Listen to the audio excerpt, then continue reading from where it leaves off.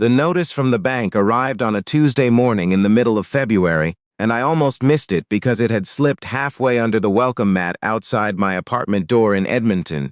It was a standard white envelope with a blue TD Bank logo in the corner, the kind of envelope that looks boring until you open it. I stood there in the hallway in my socks, the cold from the concrete floor seeping up through the thin fabric, and I read the same paragraph 3 times before the words actually landed. 60 days. That's what they were giving me. 60 days before they would begin proceedings to repossess my truck. Without the truck, I had no way to get to the job sites. Without the job sites, I had no income. Without income, the rest of it would follow like dominoes falling in slow motion, one after the other, each one knocking down the next. My name is Liam Doyle, and until 8 months before that February morning, I had been doing just fines. Not rich, not even comfortable in the way people mean when they say that word, but stable. I had a steady position doing residential electrical work with a small company out of St. Albert. I had a truck I was 2 years into paying off. I had a 1-bedroom apartment in the west end of Edmonton that I shared with nobody because I liked the quiet. I had a routine, and the routine felt like ground beneath my feet. Then the company owner, a man named Roy who had built the business over 30 years and who genuinely cared about his guys, had a fall on a job site in October. Not a catastrophic fall, but bad enough. He broke his hip and 2 ribs, and the recovery was slow and complicated by an infection that kept him in hospital longer than anyone expected. His son, who had been brought in to manage things while Roy was recovering, made the decision in November to pause operations indefinitely. He said it was temporary. He used words like restructuring and reassessment. By December, it was clear that temporary meant something closer to permanent. The company folded quietly just before Christmas, and the 11 of us who worked there found out by email on a Thursday afternoon. I remember reading that email 3 times. The same way I would later read the bank notice, I kept waiting for a line that explained it was a mistake or that there was a plan. There was no such line. I filed for employment insurance the same week, and the payments came through eventually, but EI doesn't cover a truck payment and rent and groceries and utilities all at once. Not in Edmonton in winter when the heating bills climb without asking permission. I applied to every electrical company I could find within a reasonable driving distance. I updated my ticket documentation, made sure my Res Seal certification was front and center on my resume. I went to interviews that went well, and interviews that ended politely before they really began. One company told me they'd call back by end of week, and never did. Another one said they were hoping to expand their crew come spring. Spring was 3 months away. The worst part, and I don't say this lightly because there were a lot of bad parts, was calling my mother back in Guelph on Sunday evenings and trying to sound fine. She would ask how the job search was going, and I would say things like things are moving along, and I've got a few good leads, and she would say that's wonderful, and I would hang up and sit on my couch in the dark for a while, before I could make myself get up and cook dinner. The shame of it had a particular weight that I hadn't expected. I was 31 years old. I had a trade. I had a certification that was supposed to mean something, and I was watching my savings evaporate week by week like water on a hot pan. By January, I had stopped buying coffee at Tim Hortons in the morning. I had stopped turning the heat above 18 degrees. I canceled my gym membership and started walking the River Valley trails instead, partly for the exercise and partly because it cost nothing, and being outside made the walls of my apartment feel less like they were contracting. I sold my spare set of winter tires to a guy on Kijiji for $400 and told myself it was practical. If this story connects with something you've been carrying lately, I'd ask you to take a second right now to like the video and share it with someone who might need to hear it. Sometimes we don't know what someone else is going through until a story like this one accidentally finds them at the right moment. The letter from TD arrived on that Tuesday in February, and I read it in the hallway and then folded it carefully and put it in the kitchen drawer where I kept important documents. I made a pot of coffee with the last of the grounds I had and sat at my kitchen table and tried to figure out the math one more time. I had tried this math before. It never came out differently. I was 63 days behind on the truck. I owed my landlord 1 month's rent as of the 15th. My EI payments would cover groceries and utilities and not much else. Something had to give, and the thing most likely to give first was the truck. That same afternoon, I got a call from a number I didn't recognize with a 780 area code. I almost didn't answer. I had developed a habit in recent months of letting unknown numbers go to voicemail, and then dreading listening to the voicemail, because it was usually either a job I hadn't gotten or a bill I already knew about. But I answered this one, maybe because I was already sitting at the table with the folded letter in front of me, and I figured nothing that came through the phone could be worse than what was already in my hand. The voice on the other end was a woman's, calm and unhurried, with the kind of tone that reminded me of a school principal, in the way that doesn't mean stern but means considered. She said her name was Beverly Hargreaves. She said she was calling because she had heard through a former colleague that I was an electrician with residential experience, and she had a project she was trying to get off the ground, and wasn't sure if I'd be interested in having a conversation about it. I told her I was definitely interested in having a conversation. She suggested coffee the next morning at a place near White Avenue, and I wrote down the address on the back of the TD envelope without thinking about the irony of it until later. I spent that evening trying not to over-prepare. I pressed my shirt and charged my phone and went to bed at 10:30, which I hadn't done in weeks. I lay there staring at the ceiling and listing in my head everything I knew about myself that might be useful. Red Seal certification, 8 years of residential and light commercial experience, comfortable with both new builds and retrofits, good with clients. I ran through the list until I fell asleep. Beverly Hargreaves was already at a corner table when I arrived the next morning. She was in her late 50s, I guessed, with dark hair going silver at the temples and reading glasses pushed up on her head. She was the kind of person who seems at ease in every room she enters. Not because she's performed that ease, but because she's genuinely stopped worrying about what rooms think of her. She had a notebook open on the table and a black coffee, and she stood up when she saw me come in and shook my hand with the kind of handshake that means something.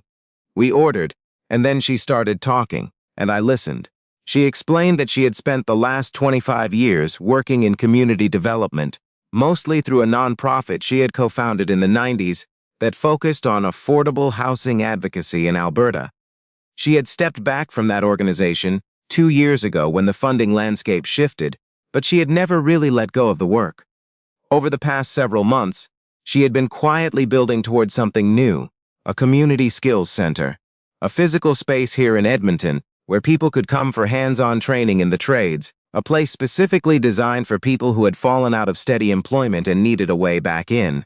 Not a theory class, an actual workshop space with tools and real projects and people who knew how to use them. She had secured a location, a former automotive shop in the North End, that a private donor was letting her use rent-free for 2 years, so while they figured out long-term plans for the property. She had commitments from a few instructors. She had some startup funding through a provincial grant and a small donation from a local credit union. What she didn't have was someone who could handle the electrical infrastructure of the space, which needed significant work before it could be used safely for training purposes, and who could also eventually help teach the entry-level electrical module she wanted to offer. She looked at me across the table and said, simply, that she had heard I was good at what I did and she wanted to know if I had any interest. I asked about pay, because I needed to ask about pay. She was straightforward about it. She couldn't offer what a full private company would offer, not at first, but she could offer a fair hourly rate for the infrastructure work, a part-time stipend for the teaching module once the center opened, and something she said with a slight pause before it, like she was deciding whether to offer it at all. She said she owned a small rental property near the center's location, a one-bedroom unit that had been vacant for a few months, because she had been saving it for the right tenant, and she would be willing to discuss a reduced rent arrangement for someone who was committed to the project long-term. I sat with that for a moment.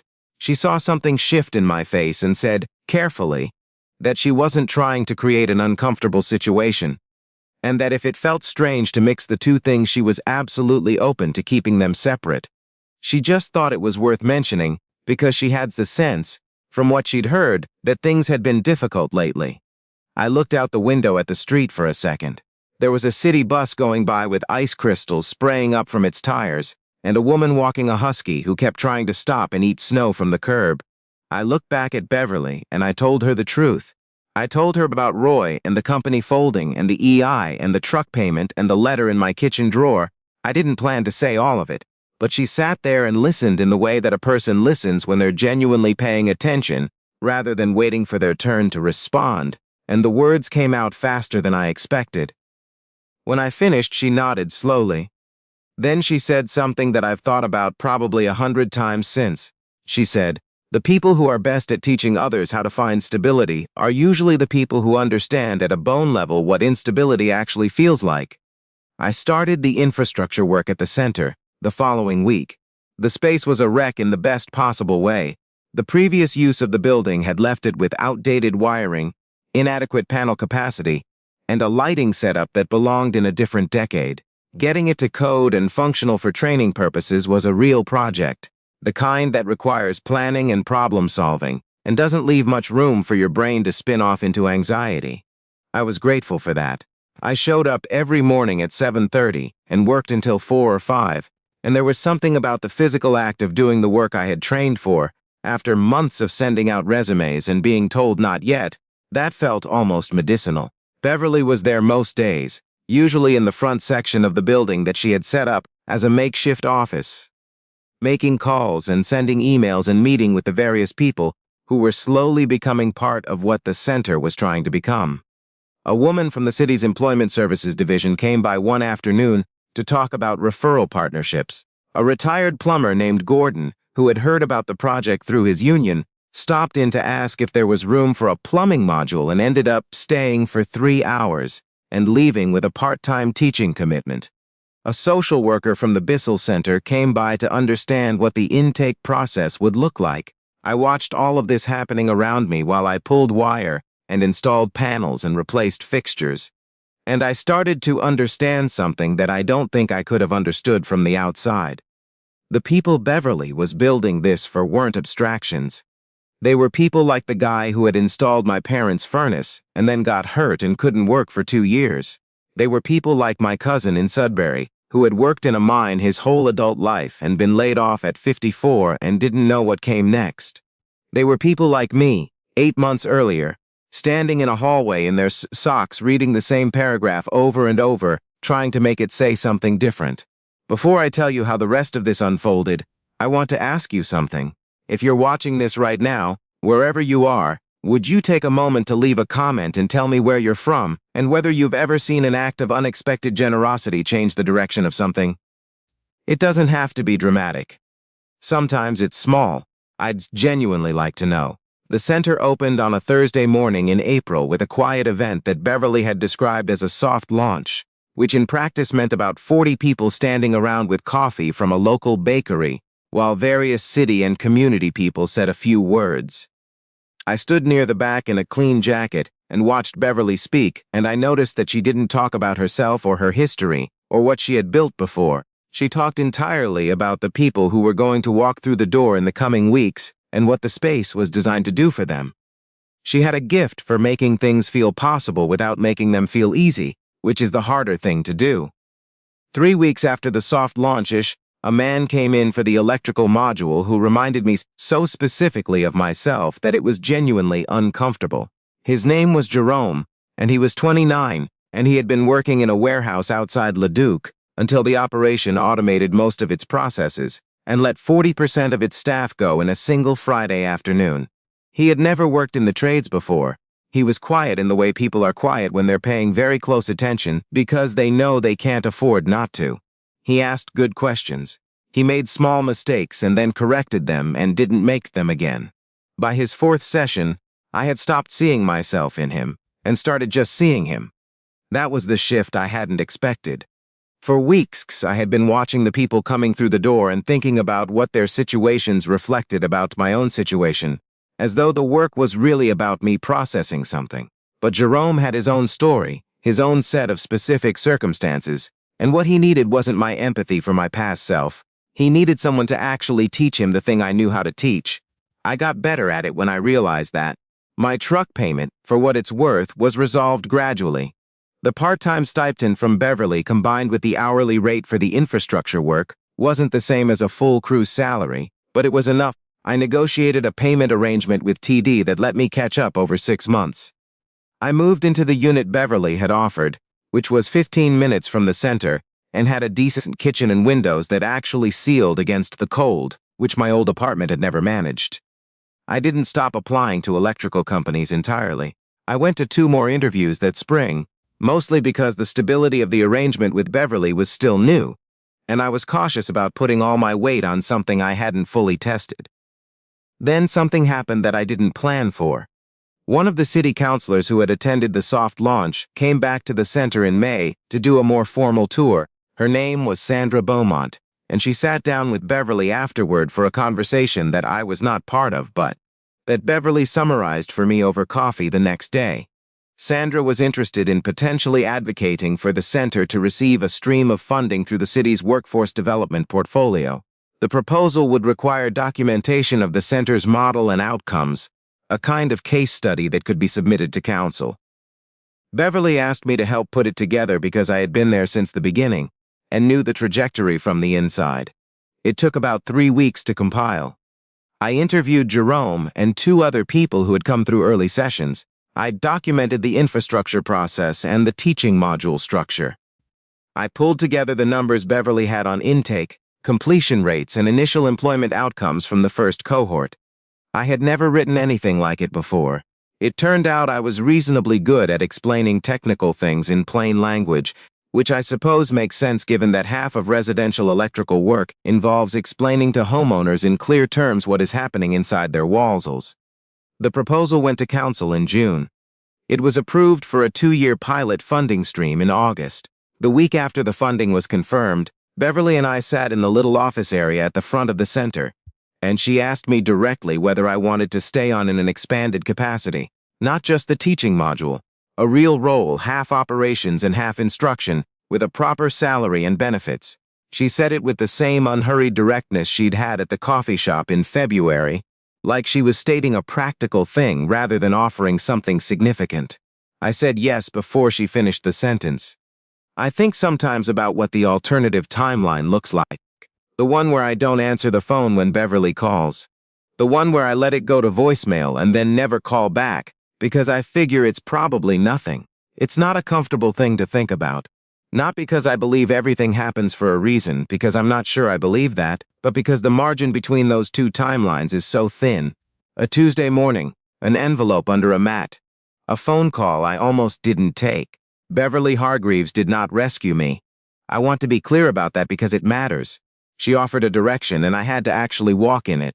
The months of work that followed, the early mornings and the hard sessions, and the nights spent learning how to put what I know into words someone else can use, all of that was mine to do.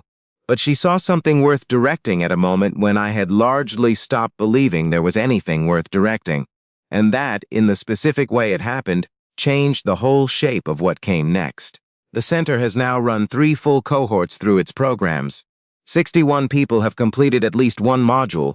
44 of them have gone on to employment or apprenticeship positions in the trades. Gordon, the retired plumber who stayed 3 hours that first afternoon, has become the most popular instructor we have, which surprises him every time someone tells him.